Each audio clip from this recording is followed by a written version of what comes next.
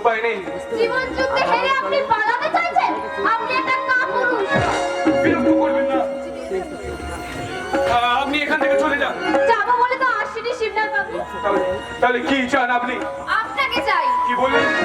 আজ এই মুহূর্তে আমি আপনাকে বিয়ে করতে চাই।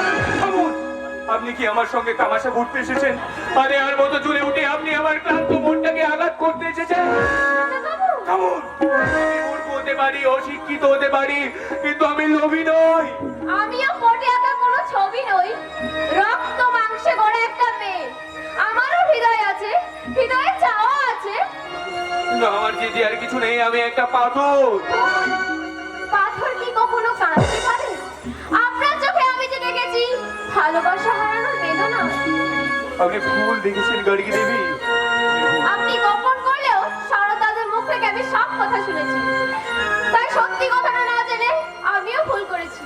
আমার এই ভুলের প্রায়শ্চিত্ত করতে আপনার সামনে আমি দুহাত পেতে দাঁড়িয়ে আছি। আপনি ফিরে যান। আমাকে ফিরিয়ে দেবেন না সিদ্ধার্থ বাবু? আপনি ফিরে যান গার্গী দেবী, আপনি ফিরে যান। আমি আপনার যোগ্য নই। কেন যোগ্য নয়?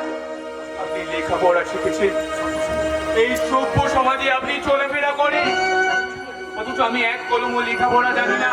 এই গায়ের খেটে খাওয়া মানুষ, গাছ গাছালি আর পশু পাখি ছাড়া আমি যে কিছুই চিনি না।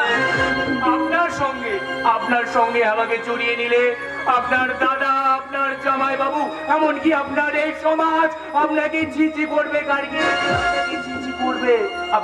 আপনার যে অনেক বড় ক্ষতি হয়ে যাবে গার্গী দেবী।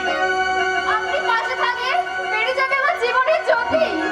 আমাকে ফিরিয়ে দেবেন না শিবনাথ বাবু? আমি আপনাকে ভালোবেসে ফেলেছি। আপনি ফিরে যান গার্গী দেবী, আপনি ফিরে যান। পূজার অর্ঘ্য নিয়ে পূজারি নিয়ে এসেছে দেবতার